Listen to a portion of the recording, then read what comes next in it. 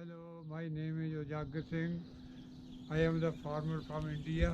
ਵਿਸਾਖੀ ਹੈ ਜਿਹੜੀ ਕਿ ਸਾਡੀ ਘਰਾਂ ਦੇ ਵਿੱਚ ਫਸਲ ਦੇ ਆਉਣ 'ਤੇ ਜੋ ਕਣਕ ਹੈ ਇਹਨੂੰ ਵੇਚ ਕੇ ਅਸੀਂ ਆਪਣਾ ਗੁਜ਼ਾਰਾ ਕਰਦੇ ਹਾਂ ਅਤੇ ਜਿਹਨੂੰ ਖਾਣ ਵਾਸਤੇ ਜਮ੍ਹਾਂ ਕਰ ਲੈਂਦੇ ਹਾਂ ਅਤੇ ਵੇਚ ਕੇ ਜਿਹੜਾ ਹੁੰਦਾ ਸੀ ਬਾਕੀ ਆਪਣੀ ਜੇਬ 'ਚ ਪੈਸੇ ਪਾ ਕੇ ਅਸੀਂ ਫਿਰ ਵਿਸਾਖੀ ਦਾ ਮੇਲਾ ਦੇਖਣ ਅੰਮ੍ਰਿਤਸਰ ਸਾਹਿਬ ਜਾਂਦੇ ਹੁੰਦੇ ਸੀ ਕਿਉਂਕਿ ਇਸ ਸਮੇਂ ਦੇ ਵਿੱਚ ਸਾਰੇ ਬਿਜ਼ਨਸ ਸੀ ਜਿੰਨੇ ਸੀ ਸਾਰਾ ਖਤਮ ਹੋ ਜਾਂਦਾ ਸੀ ਅਤੇ ਗੁਰੂ ਅਮਰਦਾਸ ਜੀ ਮਹਾਰਾਜ ਨੇ ਇਹ ਵਿਸਾਖੀ ਦਾ ਮੇਲਾ ਸ਼ੁਰੂ ਕੀਤਾ ਸੀ ਆਪਸ ਵਿੱਚ ਮਿਲਣ ਗਿਲਣ ਦਾ ਕਿਉਂਕਿ ਮੇਲੇ ਦਾ ਮਤਲਬ ਹੁੰਦਾ ਮਿਲਣਾ ਗਿਲਣਾ ਇਹ ਵਿਸਾਖੀ ਦਾ ਸਾਰਾ ਆਪਾਂ ਵੀ ਸਾਰੇ ਮਿਲ ਗਿਲ ਕੇ ਇਸ ਸੰਸਾਰ ਦੇ ਵਿੱਚ ਰਹਿ ਕੇ ਆਪਣਾ ਇਹ ਮੇਲਾ ਵਿਸਾਖੀ ਦਾ ਜਮ੍ਹਾਂ ਕਰੀਏ ਇਹਨੂੰ ਮਨਾਈਏ ਅਤੇ ਖੁਸ਼ੀਆਂ ਗੁਰੂ ਦੀਆਂ ਲਈਏ।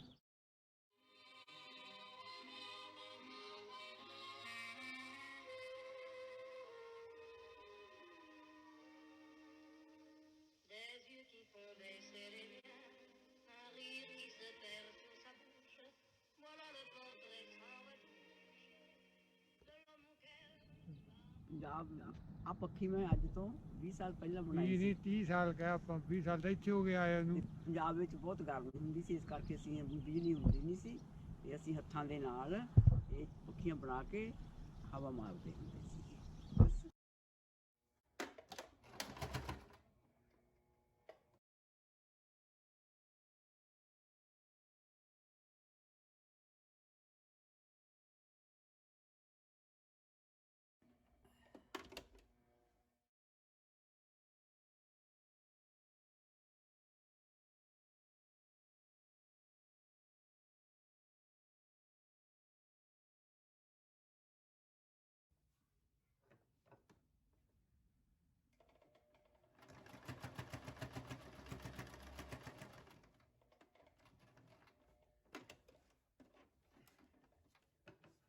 ਬਸ ਨਾਲ ਜੁੜ ਗਿਆ ਨਾ ਇਹ। This is still a work in progress, but the frill would actually go around the entire edge of the fan and it would be hand stitched into ਇਹਦੇ ਨਾਲ ਫਿਰ ਹਵਾ ਆਉਂਦੀ ਆ the seam. ਇਹ ਫਿਰ ਨਾਲ ਜ਼ਿਆਦਾ। So basically what she's saying is that it would bring in more air and it would be more useful as a fan in essence.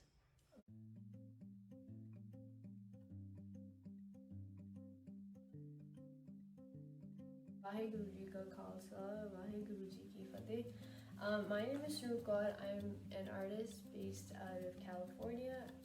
I received my Bachelor in Fine Arts from the Carr University of Art and Design I think it's 2019. Anyways, you guys saw my grandparents earlier and they were sort of talking about the cultural aspects and rituals surrounding Vaisakhi, whereas I wanted to briefly touch on the religious aspects of it and then delve into my practice and the projects I'm currently working on. So basically Vaisakhi, as they've already talked about, it is the new year for multiple South Asian communities in India. So not just Punjabi Sikhs, but that is what we are. So when I talk about Vaisakhi from the religious perspective, it's from that perspective specifically.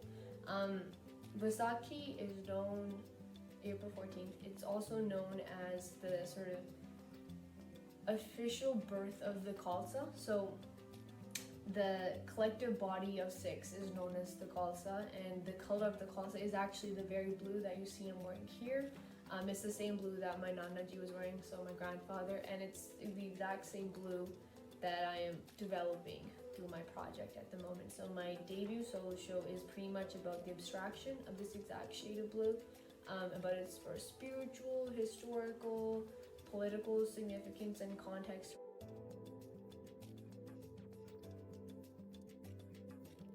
I think the simplest way to sum up my show would be I am attempting to have an interdisciplinary approach as I abstract this blue as an art material.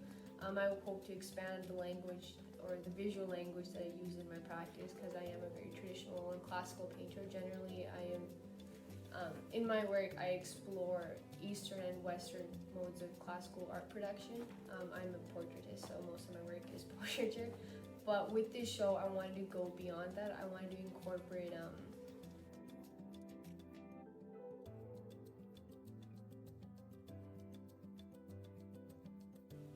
I wanted to use this blue sort of as a way to bring my criticality as a Punjabi Sikh woman into the conversation, because I know when it comes to this specific blue, it is a very heavy weighted topic And of course, a lot of artists come to mind. For example, Yves Klein, who I think has been a bit problematic with his approach to sort of women's bodies in his work, specifically anthropometries, I think is the title of the one. But yeah, I wanted to bring my perspective into this and allow it to expand the conceptual spaces and then move beyond just what we see this color for.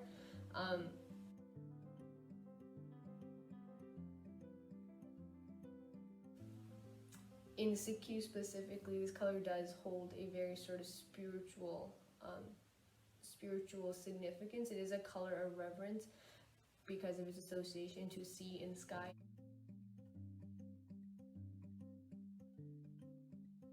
Anyways, let's get down to this blue. What is this blue? Why are we talking about it? So this is the blue in question. This is a specimen of lapis lazuli or lapis lazuli. Please someone correct me if you know how to say it.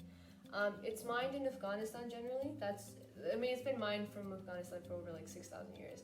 And it's a semi-precious gemstone, sorry. And yeah, this isn't the best quality of it. This was still expensive, even at this like tiny specimen. You can see that there's like, irregularities in color, but yeah, there's also pyrite in it. I don't know if you can see it. It's a little flecks of gold, also known as fool's gold.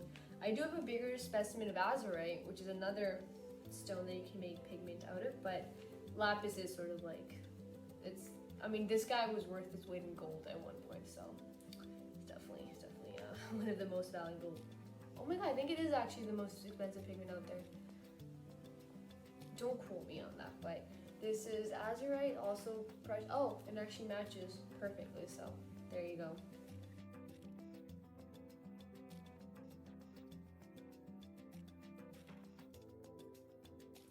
And then you take these sources and you're able to extract a pigment out of it. It's a huge refinement process, but get the most stunning blue.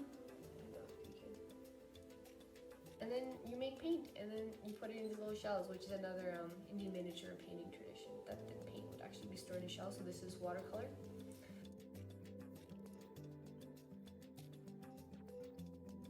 But the actual pigment is called ultramarine blue, and in Latin it roughly translates to beyond the sea, which I think is a very lovely name for it. But yeah, in Punjabi it's called Neela or Akali Neela. So,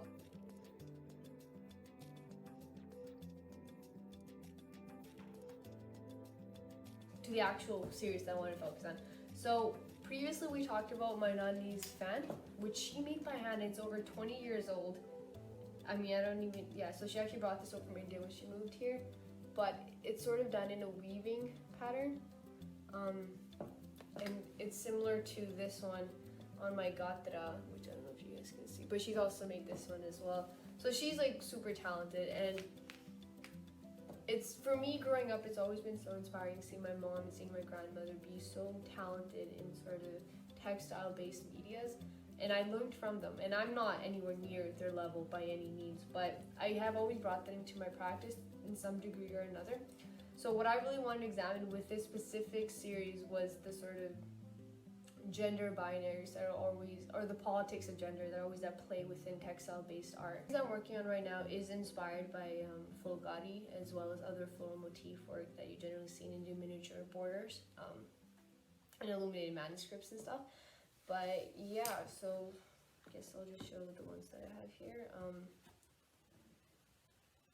So as you can see, there's like gold thread around the edges, and then it's the same blue as you can see on my shirt, so it's ultramarine. There's this guy as well. So I have about 5 of these, but the series initially had started with the more abstracted work that was inspired by, or I guess engaged with Yves Klein's practice, just because I think it's almost impossible to disassociate this body of work from his, just because he's so prominent. So I did have to acknowledge his presence within the show, which is unfortunate, but yeah, anyways. So it started off with these like abstracted spaces of blue using just thread. This guy here is my favorite, quite enjoy this one. And I decided to move into more figurative work with the florals, just because I needed a link back to my culture specifically.